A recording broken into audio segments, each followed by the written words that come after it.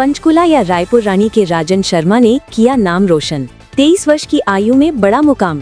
NPC mister Haryana championship 2025 में शानदार प्रदर्शन। मिस्टर वर्ल्ड, मिस्टर इंडिया और मिस्टर एशिया जैसे खिताब भी जीत चुके हैं। पंचकुला की रायपुर रानी के युवा बॉडी बिल्डर और शक्तिवर्धक खिलाड़ी राजन शर्मा ने एक बार फिर प्रदेश का नाम रोशन किया है। 23 वर्षीय राजन ने हाल ही में कुरुक्षेत्र में आयोजित एनपीसी मिस्टर हरियाणा चैंपियनशिप 2025 में शानदार प्रदर्शन कर पुरुष मेंस फिजिक श्रेणी में द्वितीय स्थान और बॉडी बिल्डिंग श्रेणी में तृतीय स्थान प्राप्त किया। राजन शर्मा बचपन से ही खेल और तंदुरुस्ती के प्रति आकर्षित रहे हैं। सीमित साधनों के बावजूद उन्होंने कठिन परिश्रम किया और आज ये उपलब्धि हासिल की। वे इससे पहले मिस्टर वर्ल्ड, मिस्टर इंडिया और मिस्टर एशिया जैसे खिताब भी जीत चुके हैं। तंदुरुस्ती को बनाया जीवन का ध्येय। अंतर्राष्ट्रीय स्तर के बॉडी बिल्डिंग खिलाड़ी है राजन शर्मा। सफल तंदुरुस्ती एवं स्वास्थ्य प्रशिक्षक राजन ने युवाओं को नशे से दूर रहने और तंदुरुस्ती अपनाने का संदेश देते हैं। उनका कहना है, सपनों को साकार करने के लिए कठिन परिश्रम, अनुशासन और सकारात्मक सोच आवश्यक है। यदि आप ठान ले तो कुछ भी असंभव नहीं। राजन के पिता अश्विनी कुमार ने कहा कि राजन ने हमेशा हमें गर्व करने का अवसर दिया है। उसकी मेहनत रंग लाई है। गांव वाले भी राजन की उपलब्धि पर फूले नहीं समा रहे और मानते हैं कि वे अब युवाओं के आदर्श बन चुके हैं। विशेषज्ञों की राय है कि तंदुरुस्ती प्रशिक्षकों का मानना है कि राजन जैसे खिलाड़ी नशे और बुरी आदतों से भटकते युवाओं को सही राह दिखा रहे हैं। राजन ने युवाओं के लिए संदेश का कहना है कि प्रतिदिन व्यायाम करें, संतुलित आहार लें, नशे से दूरी बनाएं, मेहनत और अनुशासन को जीवन का अंग बनाएं। राजन शर्मा ने ये सिद्ध कर दिया है कि कठिन परिश्रम और समर्पण से कुछ भी प्राप्त किया जा सकता है।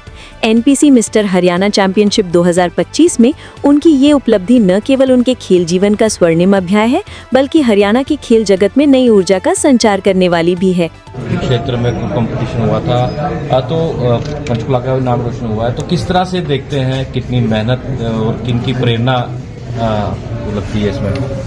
देखो, स्टार्टिंग से जो मेरे इंस्पिरेशन रहे हैं वो मेरे पेरेंट्स रहे हैं जी।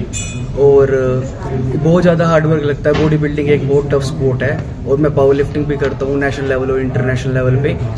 तो इसमें मैंने 6-6 घंटा दिन में वर्कआउट किया और बहुत ज़्यादा जो स्ट्रिक्ट डाइट है इसमें फॉलो होती है। बॉइल्ड फूड और दिन में 10 से 11 लीटर पानी पिया मैंने। ये जो मेरी तैयारी थी वह तो मेरे को 10 साल हो गए हैं ये सब करते हुए। बॉडी फिटनेस लाइन में 10 साल हो गए हैं और पावर लिफ्टिंग और बॉडी बिल्डिंग करते मेरे को 6 से 7 साल हो गए हैं। अब तक कितने मेडल आपने जीते हैं और अभी जो लेटेस्ट क्या मतलब कर रहा है, कहाँ पे अपने कंपटीशन जो हुआ था कुरुक्षेत्र में कौन सा नेशनल लेवल का था या कौन कौन से स्टेट्स थे इसमें? इसमें सारे लगभग स्टेट्स थे। ये नेशनल फिजिक चैंपियनशिप होता है जो वर्ल्ड के लिए भी सिलेक्शन होती है इसके अंदर। तो कहीं भी जो है वर्ल्ड में जाके मैं कम्पीट कर सकता हूँ इसमें।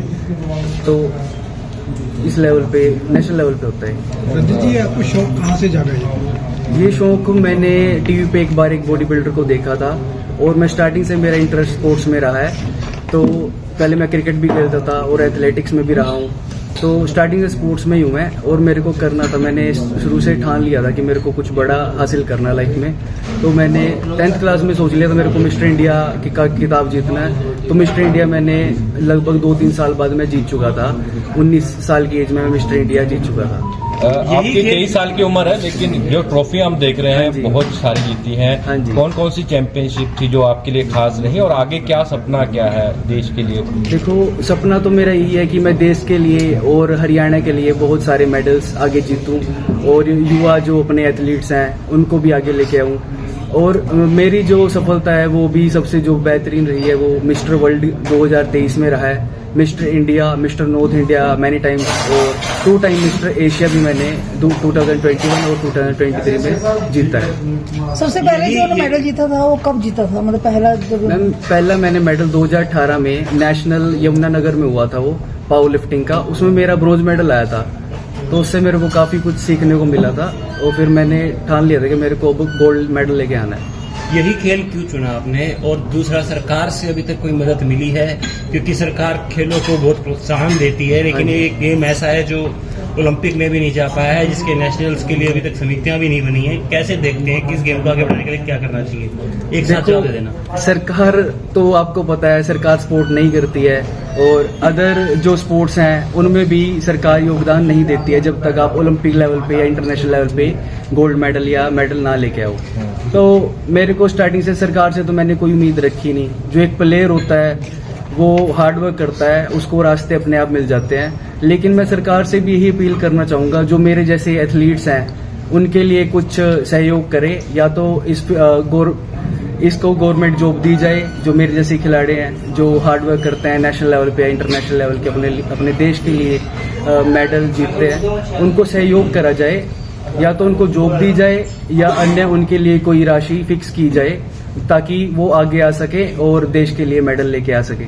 ओलंपिक में आने की उम्मीद है, ये गेम ओलंपिक में शामिल हो आगे सकता है कि लगता है आपको? जो पावर लिफ्टिंग है वो कॉमनवेल्थ में आ चुका है, और जल्द ही ये जो मेरी फेडरेशन है पावर लिफ्टिंग इंडिया, ये गवर्नमेंट से एफिलेटेड है, और जल्द ही मैं ये उम्मीद तो करी जा सकती है कि आगे ओलंपिक में आएगा। तो यही खेल क्यों चुना? यही खेल इस कारण चुना क्योंकि अदर स्पोर्ट्स में जैसे क्रिकेट है और अदर स्पोर्ट्स हैं, यहाँ पे कोचिंग वैसे किसी भी नहीं है, किसी भी फील्ड उसकी क्रिकेट की लगा लो, कोई बेहतरीन कोच है नहीं। लेकिन मैंने खुद इसमें स्टडी की है पावर लिफ्टिंग और बॉडी बिल्डिंग में, एज अ कोच की, एज अ फिटनेस ट्रेनर की। तो मैंने खुद से ही खुद को ट्रेन किया है, और मेरे कोचेज भी रहे हैं काफी सारे, उनसे भी सीखा है, तब मैंने इसमें जाके आगे खुद किया। से तो आप और खेलों के लिए भी खुद को तैयार कर सकते था, लेकिन सोर्स नहीं थे, ग्राउंड में जाना पड़ता था, और अदर इक्विपमेंट है जो काफी महंगे होते थे। तो ये भी मानते हो कि क्रिकेट है, दूसरे गेम्स आपने बताया कंपटीशन ज्यादा है, इसलिए स्कोप कम था, ये भी एक कारण हो सकता है आपके माइंड में? हाँ जी, कंपटीशन भी ज्यादा था और सही गाइडेंस भी नहीं मिल रहे थे, रास्ता भी नहीं मिल रहा था। अच्छा, इसमें कंपटीशन नहीं था इसलिए आपने चुन लिया? कंपटीशन इसमें भी बहुत ज्यादा है, ये बहुत ज्यादा हार्ड है। मैंने इंस्पायर्ड हुआ था मैं, तो फिर मैंने ठान लिया था कि मेरे को यही करना है। घर वालों का सहयोग कितना रहा आपको इसमें? देखो, घर वालों के सहयोग के बिना तो मैं आज जो कुछ भी हूँ, घर वालों के सहयोग के बिना तो हूँ नहीं।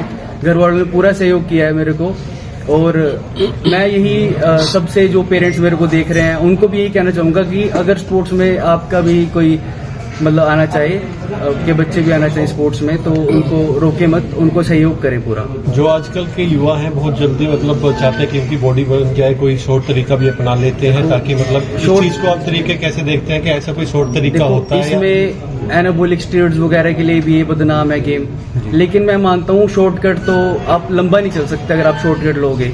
मैं नेचुरली इस गेम को करने का वो देता हूँ कि इस फील्ड को जितना हो सके नेचुरल करो और लंबा चलो। जैसे आप लॉन्ग यूज में तो फिर आप लॉन्ग चलोगे, अगर शॉर्ट यूज करोगे आप किसी भी चीज को शॉर्ट टर्म में तो शॉर्ट ही रह जाओगे, आप चैंपियन नहीं बन सकते। क्या सिर्फ वेज डाइट के साथ ही बॉडी को मतलब आगे? वेज डाइट के साथ हम मेंटेन कर सकते हैं, लेकिन अगर आपको इंटरनेशनल लेवल पे, क्योंकि वेज डाइट में जो है कार्बोहाइड्रेट्स बहुत ज्यादा होते हैं, और कार्बोहाइड्रेट्स इसमें नहीं चाहिए होते ज़्यादा, इसमें आपको हाई रिच प्रोटीन डाइट चाहिए होती है जो वेज में बहुत ही कम है। सोया चंक्स वगैरह या सोया डाइट से ले सकता है, लेकिन उसके साइड इफेक्ट्स भी देखने को मिलते हैं। जैसे राजन जी आजकल किस उम्र तक बॉडी बिल्डिंग इसकी कोई एज नहीं होती, लोग इसको 70 साल की एज में भी आप देखोगे। इंडिया में कम है इसका भी, लेकिन आने वाले दिनों में मैं उम्मीद करता हूँ कि बहुत ज्यादा बॉडी बिल्डिंग फेमस हो जाएगी इंडिया में भी। जो बच्चे जो युवा जो है वो नशे की तरफ जा रहे हैं जी, हाँ जी, तो आप मानते हो कहीं ना कहीं वो अगर कोई भी स्पोर्ट्स ज्वाइन करते हैं, जैसे कि आप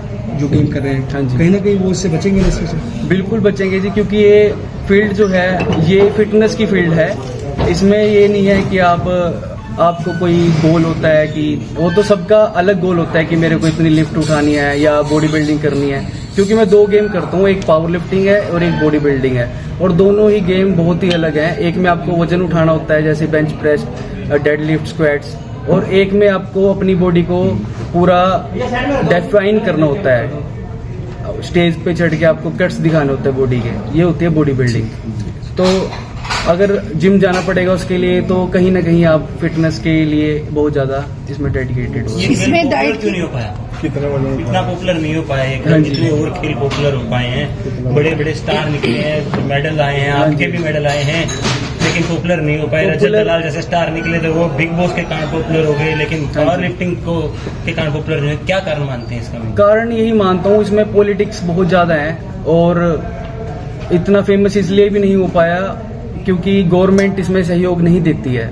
गवर्नमेंट को सहयोग दिखाना पड़ेगा और कहीं ना कहीं मैं इसको गवर्नमेंट को ही जिम्मेवार मानता हूँ इस चीज़ का। Thank you so much. अभी तक आपकी गेम में टफ मुकाबला कौन सा रहा है? टफ मुकाबला तो वैसे तो सारे ही टफ रहते हैं, लेकिन सबसे ज़्यादा टफ मुकाबला मेरे लिए मिस्टर वर्ल्ड का था और मिस्टर एशिया चैंपियनशिप का ही था। अपने जैसे युवाओं को क्या संदेश देना चाहोगे? मैं अपने जैसे युवाओं को संदेश यही दूंगा कि कड़ी मेहनत से हर एक सफलता आपको मिल सकती है। कड़ी मेहनत करें, रोजाना जिम जाएं, अच्छी डाइट फॉलो करें और नशे से दूर रहें।